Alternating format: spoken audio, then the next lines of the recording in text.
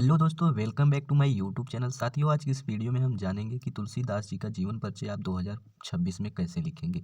जी हाँ साथियों, टॉपर किस तरह से आके लिखते हैं जीवन परिचय। तो आज की इस वीडियो में हम बात करेंगे तुलसीदास का जीवन परिचय आपको कैसे लिखना है पेपर में और कैसे नहीं लिखना है। टॉपर बनना है तो वीडियो के लास्ट तक जरूर देखिए, वीडियो के अंत तक देखिए, मजा आने वाला है। बोर्ड परीक्षा में जीवन परिचय कैसे लिखें, आज का टॉपिक हमारा यही है, जो कि ट्रिक से भी बताएंगे आपको किस तरह से लिखना है। और जो कि सबसे महत्वपूर्ण जीवन परिचय तुलसीदास जी का है। और ये भी बताएंगे आखिर टॉपर कैसे लिखते हैं कैसे नहीं लिखते हैं, जो कि अगला टॉपिक है हमारा, टॉपर कैसे लिखते हैं, ट्रिक से कैसे याद करें और ट्रिक से कैसे लिखें, जो कि ट्रिक से आपको ये भी बताएंगे यदि एग्जाम में नहीं आता है तो भी। और कैसे लिखने पर टीचर जो कि पूरा नंबर देंगे, 5 में 5 बिल्कुल पक्का देंगे। तो चलिए वीडियो की शुरुआत करते हैं साथियों। यहाँ पर देखिए, इस तरह से मेरे पास एक पेपर है। यहाँ पर देखिए, तुलसीदास जी का जीवन परिचय और रचना सहित पूछा गया है। जीवन परिचय दीजिए तथा उनकी रचना का नाम लिखिए।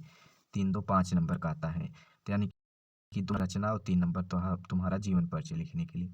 तो इस तरह से आपको कवि का परिचय डाल देना है ऊपर, और प्रश्नोत्तर संख्या 26 का ख डाल के इस प्रकार तुलसीदास डाल दीजिए। उसके बाद में आपको इनका क्या लिखना है, कवि का संक्षिप्त परिचय सबसे पहले आपको लिखना होगा।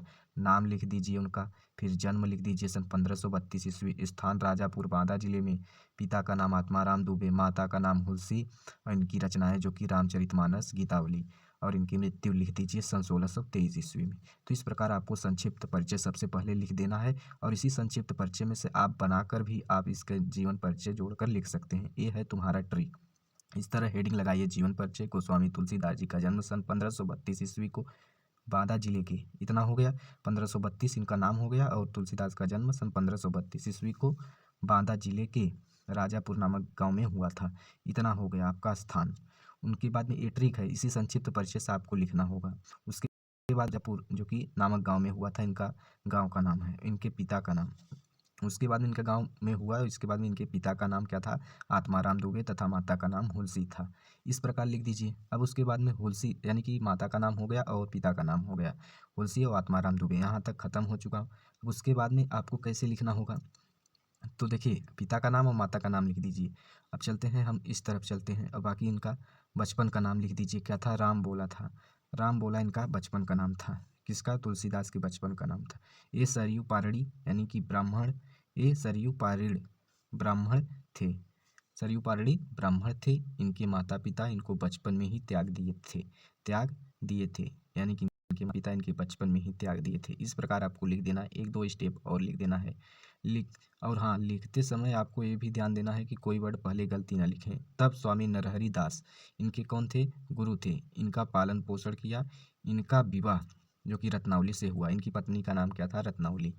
उसके बाद में ये अपनी पत्नी की प्रेम में बहुत अनुरक्त रहते थे, लेकिन पत्नी की डांट के कारण इनके मन में वैराग्य उत्पन्न हो गया।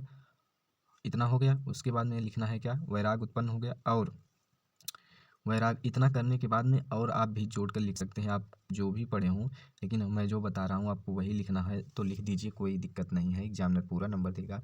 उत्पन्न हो गया और एक काशी चले गए। कहाँ पर चले गए, काशी चले गए। इनका जीवन काशी, अयोध्या और चित्रकूट में अधिक बीता। उसके बाद में इनकी मृत्यु सन 1623 ईस्वी में काशी के अस्सी घाट पर हुई। उनका जन्म और मृत्यु एकदम सही सही आपको लिखना है, और एग्जामिनर यही देखता है, जन्म और मृत्यु। उसके बाद में इनकी रचनाएं क्या क्या हैं देख लीजिए, रचनाएं दी गई हैं।